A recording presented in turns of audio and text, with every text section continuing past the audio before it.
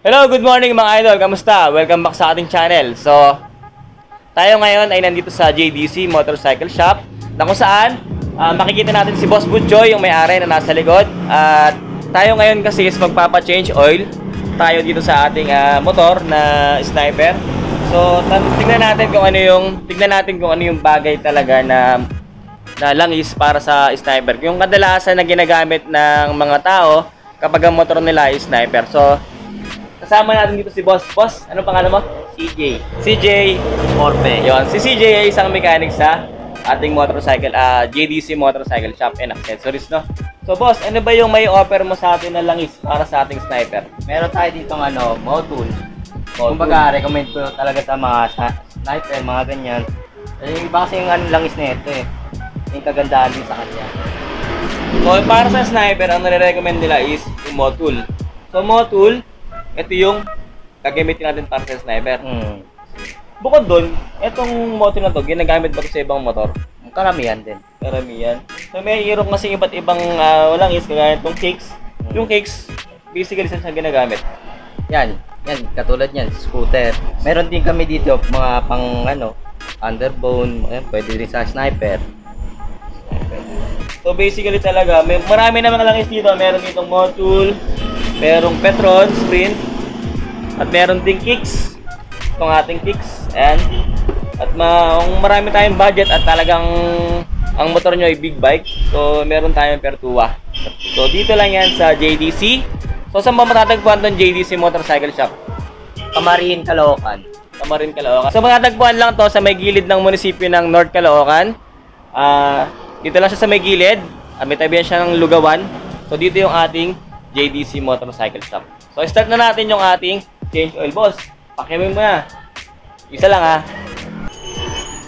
So ayan, sinisira. Ginagawa na po ni Boss CJ ang ating motor.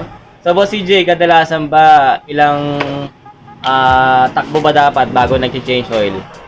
Depende naman po sa mga 1,000 kung maalaga ka talaga, mga 1,500. 1,000 kadalasan. Pag 1,000 dapat Kumbaga nag-change oil tayo. alagang-alaga siya. Okay.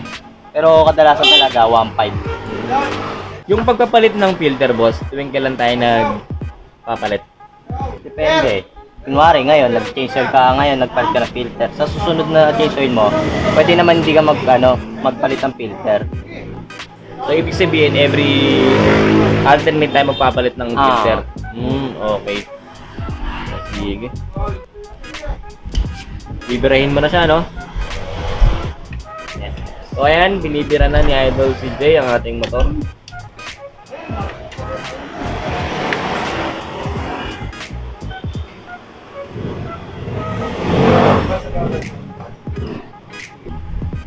Yun mga idol, habang habang ginagawa ni Boss CJ yung ating pag-change oil, papakita ko muna yung ibang item ng ni Boss Butchoy. So meron siya dito mga helmet. Yan, meron siyang Evo. Meron siyang SEC at Zebra.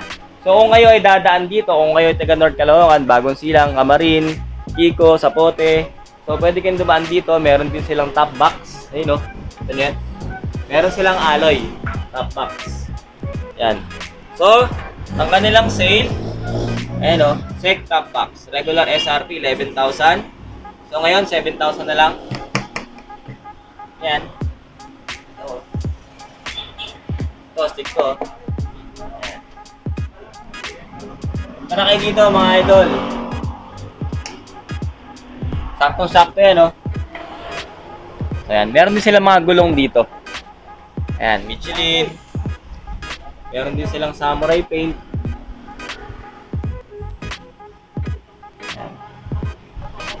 Meron din tayong RCB. Ayan.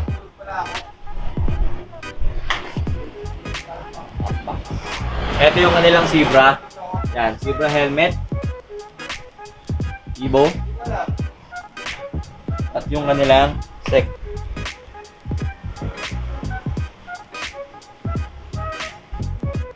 Siyempre, meron din silang mga gold bolts. Ayan o. Yamanin. Sa mga mayayaman dyan, mga yamanin, punta na kayo dito. So meron din sila mga shock. Ayan. So pag pumunta ka ng JDC, para ka nang nasa one-stop shop. Ayan. Mga brakes. Mga brakes nila. Ayan. Meron sila mga panggilid. So para ka nang nagpunta sa one-stop shop. Ayan. Para sa ating scooter, pulley. Meron din sila.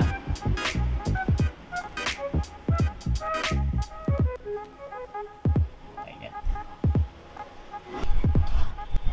So mga idol, bumili tayo ng filter. So ang binili natin yung washable. Ibig sabihin, para hindi ka napalit ng palit, every alternate mo ng change oil, magasa mo lang yung filter. So para hindi siya masyadong expense, no? So ito ipapakabit natin kay Boss CJ. Boss CJ, okay ba yan? Goods po. Goods daw. So sa mga baguhan, na hindi naman baguhan magmotor, kaya lang baguhan gumagamit ng sniper. So talagang kadalasan naman, ang prepare natin na ginagamit is Motul. So ito yung Motul oil.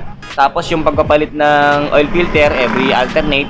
Kung gusto mo talagang alagaan yung motor mo, basically, hanggat maaari, every 1,000 na takbo, dapat talaga nag-change oil ka. 1,000 to 1,500, lalo na kung mahilig ka mag-rides. Yung mga mahilig pumunta ng Marilaki, mahilig pumunta kung saan-saan. So huwag natin kakalimutan na kapag nagpapa-change oil tayo, dapat sine-check natin lagi yung filter. Boss CJ, ano ba yung kahalagahan kapag, ano ba yung mangyayari kapag hindi mo pinantan yung filter? Doon na may ipon lahat ng dumi ng makina mo. Tapos, Pagka nasiksik na dito, pag sobrang kapal na, mga ibang dumi niyan, iikot siya sa loob. so halimbawa, may tanong, halimbawa, gumamit ng ano ngayon, ng langis ng module. Tapos sa next na change oil, gagamit ng iba. May ano ba yun? May implication ba yun? Kung okay naman din yung langis na ipapalit, okay naman din. Wala namang kaso yun, no? Oo. So yun, may mga nagtatanong kasi paano yun kapag module lang ginagamit mo. Tapos isang beses nagpalit ka ng ibang langis, sumubo ka, may diferensya ba sa makina? So wala naman daw. So as long as mas maganda talaga yung langis na ginagamit para sa motor, okay naman, no?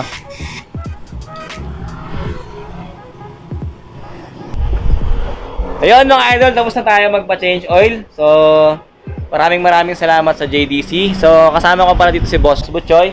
Boss Butchoy, basta. So Boss Butchoy, saan natin matatagpuan tong JDC? Ayun, JDC, located siya ng North Caloocan. Malapit siya sa may City Hall, North Caloocan.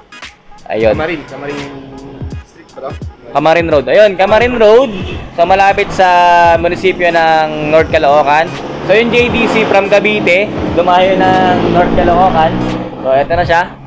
So mga guys, sa mga dadaan dito, yung mga malapit lang sa Pote, Camarin, Maligaya, pwede kayong dumiretso rito kasi meron, bukod sa service nila, marami din talaga silang dito, meron silang shock, gulong, pulley, bola, panggilid, meron ding Ibo, Zebra, ayan. Merong paint, merong samurai. So, ayan, Michelin, gulong. Sa mga RCB na magkakaroon po kayo, no? Wala pa kasi kami siya ngayon Oo. Kaya wala pa gano'n. So ayun, maraming salamat. Shoutout kay Boss Butchoy, shoutout kay CJ, shoutout kay nila kuya, shoutout sa inyo. So, maraming salamat sa panonood ng ating simpleng pagbibigay ng informasyon kung ano ba talaga dapat yung ginagamit na langis. Pero syempre, nasa inyo pa rin kung ano yung gagamitin yung langis para sa motor nyo. So, maraming salamat.